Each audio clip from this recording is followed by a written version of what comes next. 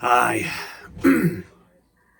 So this is going to be a tutorial where I'm going to try to divulge as many secrets and things about my personal repertoire as I can. It doesn't come from any one source anywhere. This has just been amassed and refined and honed over time, over years. I practice relentlessly, and I'm always trying to figure out what is the best I can get out of the smallest amount, like how to maximize my exercises to make it count. But first, let's talk about exercise and practice. Most people plateau because they don't know the difference between exercise and practice and playing. And most people say, I play regularly, I practice regularly. Yeah, you play regularly, that's good, but you'll plateau at playing. You have to practice things that you can't play, of course, and that's practice. But practice is also not training either. Practice is practice.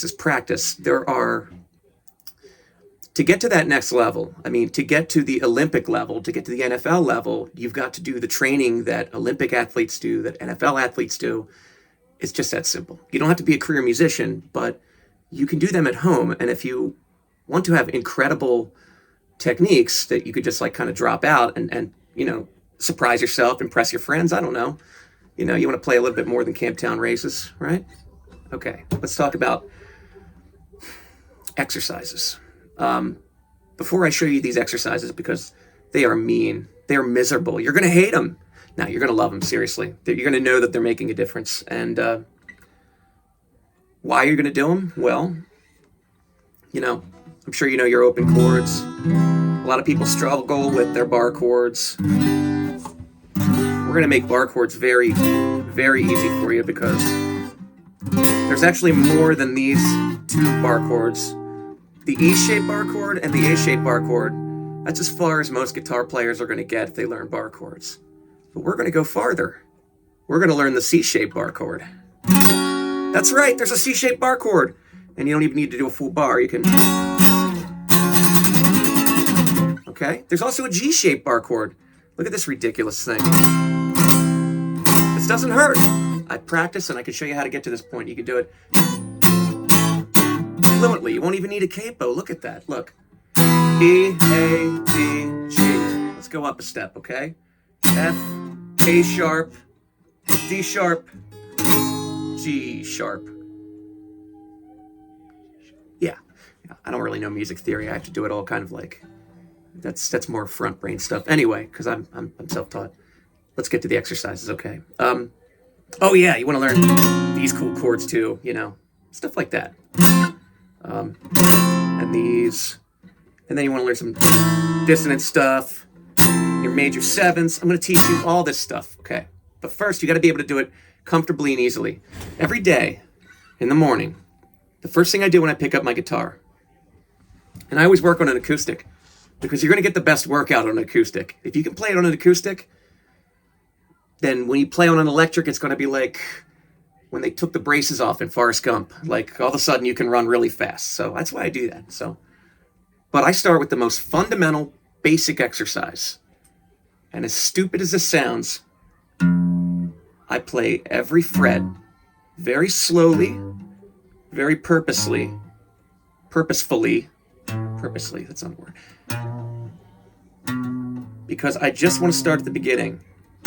This comes from two sources.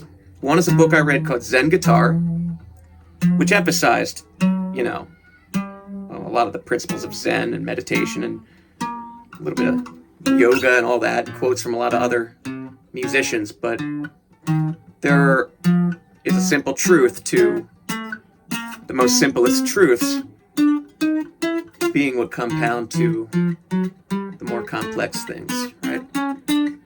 Anyway, it's a good workout. It's like, you want to make it a good sound too. You want to do it cleanly, clean notes. And you don't want to do it like, ho hum, I'm resigned to this bullshit. You want to do it like, I'm so happy to be playing this guitar. And then you go the other way. Now, let me tell you something important about this exercise. This is an exercise. It's not just a feel-good thing. One fret to each finger, okay?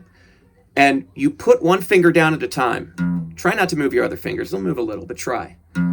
And before you put the next one down, don't pass them in motion. Before you put the next one down, lift this finger entirely. Then put the next one down. Make these all separate actions. I know this sounds stupid. And it would look stupid if you played it at a concert, but that's not what this is for. This is muscle memory programming at its most rudimentary and rote. And after you go through 4, you slide up like a typewriter and do the next 4. You can do the same thing backwards. Now, if you want to practice your alternate picking at the same time, you can get an alternate picking exercise in with the right hand at the same time if you coordinate the two. The hardest part about going down in this exercise is when you get to the bottom resetting. So one of the things you want to do is you want to train your eyes to look ahead to where you're going to move. When I get to this last 4 here, when I reach about either of these, I want to look with my eye where my pinky is going to land next. And I know that my pinky has to land here next, so I kind of give myself a head start. If you just run off the edge of the dock, you're going to be like, oh, it takes too long. But if you can already solve it in your mind, but you have to cue yourself to look ahead. And when your eyeball is on that spot and you release, you can more easily drop your pinky right where it needs to go. By practicing this regularly too, your hand will get familiar with what I call the 3 main zones of the first octave of the guitar. This first 12 frets is mostly where you're going to play, especially on an acoustic.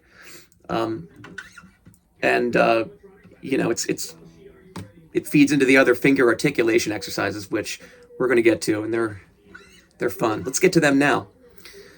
Now, this is a very, very important exercise. It's going to build up your strength and your finger independence, and it's called spider walk. You're going to start with your fingers. And I would start actually up on the 5th fret. Don't start all the way down here. That's harder, and you can do that for more challenge later, but it's not necessary. It's not the emphasis of this exercise is actually finger independence. What you want to do is you want to get all 4 locked on there good. And when they're locked on there, lift up 1 without moving any other fingers and move it down a string. And press it down and do the next. And as you can see, it looks like a spider walking. And what this exercise will train your fingers to do, eventually, you'll find that without even thinking about it, when you need to reach a note that isn't where your current, position is, you'll be able to just dispatch a finger or two without your whole hand flying out of place. You'll be able to just move up here.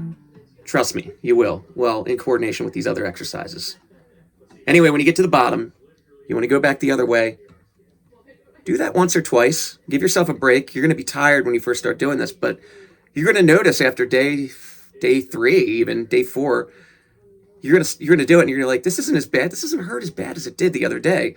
And you're going to realize, I was like really tired and aching when I got to the bottom, but now I'm not tired and aching until I'm almost to the top again. And then eventually, a few more days, you're going to be like, I can actually just go up and down pretty fluidly now. This used to hurt. Because these are unnatural positions. You'll never need to have this sustained pressure in the course of playing, at least not for very long. But you want to have this power in reserve. You want to train your fingers. Now, get ready. This one's going to suck. Starting from the same position here and using a pick. Watch what I do with 1 finger at a time, starting with finger 1. I go down. I pluck that string. I lift. I go down another string. Notice these 3 fingers are not moving, okay? Next one. Next one. And then also, without lifting those 3 fingers, you want to walk it all the way back. Now, if you've already guessed, we're going to go through all these fingers, yes. And the first one's the easiest. They get more difficult because you're going to find that the farther you get from finger 1, your fingers feel dumber and dumber because they haven't gotten an equal amount of attention because you've simply been playing and not training. You've been doing all your push-ups on one arm, basically. one of these, sorry, one of the benefits of this exercise is it's going to really even out your finger dominance. What do I mean by finger dominance? Well, let me explain. I'm willing to bet that most of the time when you position yourself anywhere on the fretboard, your finger here, your index finger, is like your leading finger and your anchor, and everything else is sort of a subordinate or subsidiary or sub-something of that. And yeah, everything kind of stacks off of one finger. But there's other ways to align your fingers. You're gonna there's nice things that we're gonna do where your pinky actually is the boss, and your fingers are gonna move according. Your pinky is gonna be your anchor, and you want to be able to be centered anchored too. So, you know, like a word processor, you don't always want to be left aligned. You want to have right aligned, center, and justify, and all that cool shit. Anyway, back to this. So, after you've completed the pinky, and try to do 2 walks on each finger. If you can't, 1 walk at first is fine until you can get to 2. I've done all 4. Now it gets harder. Now I'm going to do the first 2 at the same time. Kind of a combination of the spider walk exercise, but now. And what you're actually drilling here is training you on a lot of things at once. You're getting string switching exercises. You're getting, exercises to coordinate your picking string. You're getting all kinds of stuff happening over here that's going to make you better too, without even thinking about it. Did I do that right? Sorry, I'm going to do it quickly because I can do it quickly because I've been doing it for a long time. It's actually harder for me to do it slow, so that's why I'm messing up. After you do those 2, you can go to these 2. Sorry. The first time you do it, it's going to be painful. It's going to be like, you might shake a little, but it's about just taking your time and getting into the position where you can make it ring. Obviously, this is the hardest part, and it's going to train your arch to come up a little bit too.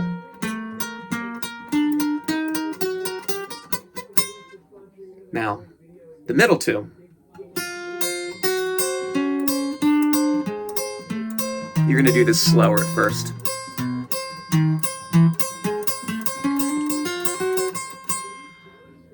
And now the outer 2. And this one is so hard that I might not even be able to do it right. Sometimes I have problems. Actually, no, it's not the outer 2. It's the next set, 1 and 3, yeah. So the outer 2. This is going to be like your first guitar yoga move when you accomplish this, because you won't normally otherwise end up in this position like that. But if you can get there and walk it all the way home, that's 1. Now, the splitsies. This is the hardest one. Fingers 1 and 3 together. And when I can make it ring clearly, I'm happy. But there are days where it's about my limit. See what I'm saying? I'll never have to do that while I'm playing, but I try to think about what I could do to make it better. I'm not keeping my pressure down up here, so it's a very hard exercise. And the alternate one, 2 and 4, is hard too, but I don't think it's quite as hard as 1 and 3. I struggle with 1 and 3. You want to struggle. If you're not struggling, you're not training. You do this exercise every day, and your fingers are... You're not going to have trouble making bar chords. It's...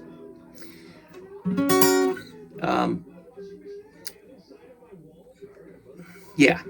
And the best way I could say to really work on your bar chords, if you're having trouble with them, is...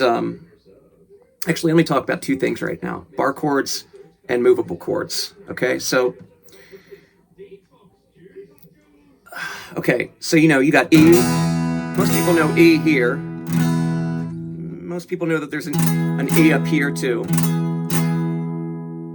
Okay, but do you know you have an E right here? And an E up here?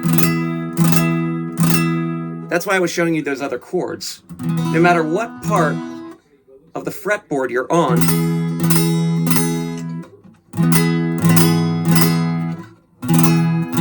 there's an E chord. So what does that mean? That means that for any chord, there's a way to do it in any position. And if you have the right shapes, you have teleportation technology where other guitar players are struggling to make jumps that don't make any sense. So yeah, the best way to practice the C bar chord is normally you make C right here, right? For the C bar chord, just make a regular C, but do it with these three fingers and oops, and do it right. And then when you can do that, don't try doing it on the first fret. That's hard. Try doing it up on 5.